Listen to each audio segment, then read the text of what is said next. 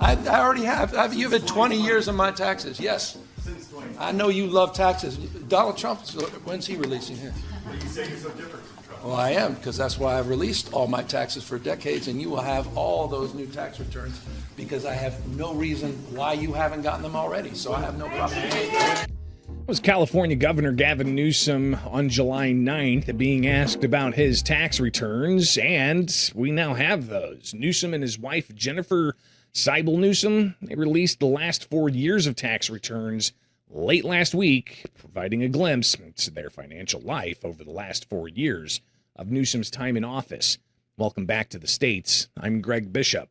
Joining us to discuss some of the latest out of the Golden State is the Center Square, California reporter, Madeline Shannon. Madeline, the couple's annual finances remained relatively stable, but in 2021, they saw a bump in their income because of the sale of a home. What does the bottom line look like in the past 4 years, and where exactly are they getting their money? Well, you're exactly right, Greg, that their joint income as a family every year remained pretty stable. They sold their house in Marin County, California in 2021 and made more than $700,000 from the sale of that house that they owned for about 10 years. Governor Newsom does make about $245,929. That's his salary this year. But in 2021, he made $218,556 because, of course, the cost of living has risen, and so everyone gets cost of living adjustments in their salary in the state government, and that includes the governor.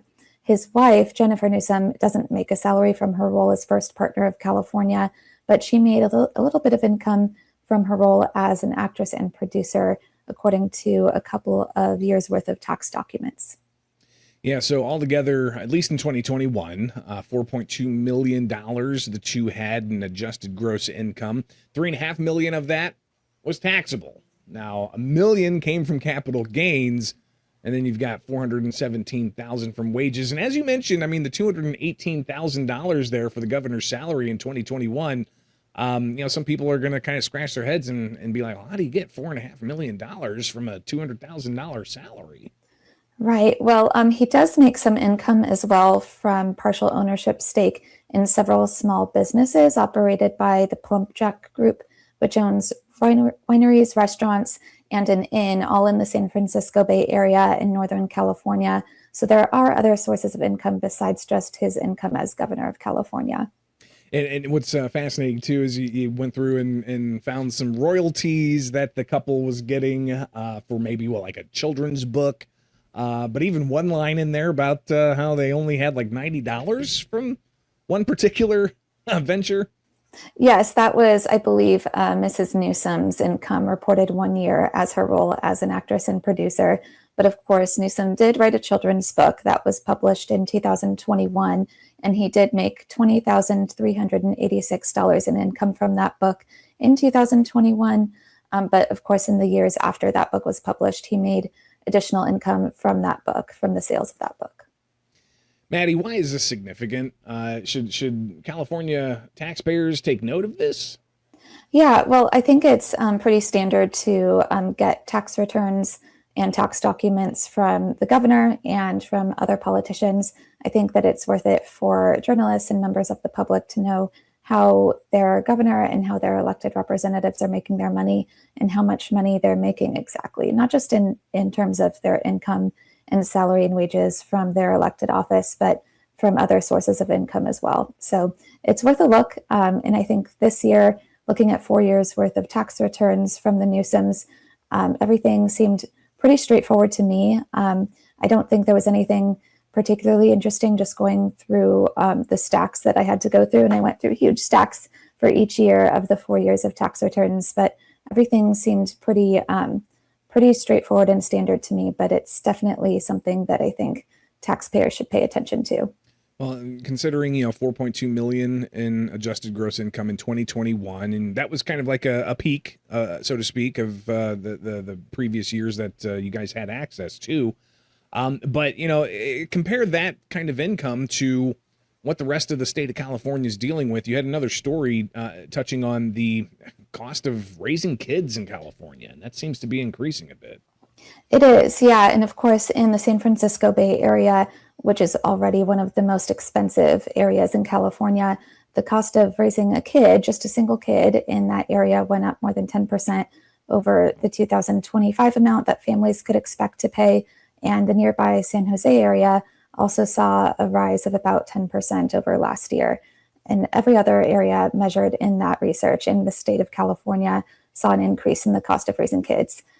There are other areas in the country where the cost of raising kids went up as well, but it seems like everywhere across the United States, the cost of raising even just a single child is going up, and it's going down or remaining stable in very few places. Yeah, and the inflationary numbers, obviously something to watch very closely, especially in an election year. However, that will impact what happens in November. But Madeline, let's talk about something else here with the Department of Justice in California claiming that they've saved taxpayers over $200 billion suing the Trump administration. But in order to do that, they had to spend close to $20 million over the last 18 months. Is the Office of Attorney General Rob Bonta sharing more information with you on what exactly that $200 billion number comes from? They didn't actually give me a line-by-line breakdown of what that looks like and how they arrived at that $207.1 billion number. After a press conference that I went to hosted by the Department of Justice yesterday, I did ask via email for a breakdown of that $207 billion number, and I did not hear back yet from the California Department of Justice. So we'll see if they do get back to me today or later in the week. But yes, he did say yesterday in the press conference that over the course of the last year and a half, the California Department of Justice has led or been part of 82 lawsuits against the Trump administration, and that they said they saved $207.1 billion of taxpayer-funded federal government services for Californians, and that, $19.2 million of California taxpayers' money paid for those lawsuits so far.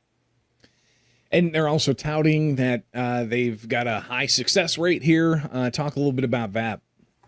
Well, not Assemblymember Bonta, the Department of Justice did say that 83% of the time the Department of Justice in the state prevailed in their lawsuits, and that they secured 21 final orders siding with California, 45 orders granting early relief, and 8 cases where the Trump administration settled.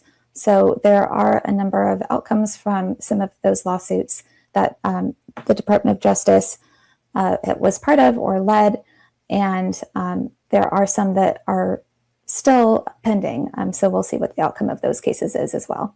Well, we've still got another two and a half years or so of the Trump administration, and what happens with all these various states that have sued, because it's not just California. You've got like half the country's attorneys general filing and joining together on a lot of these lawsuits. And with that comes taxpayer cost.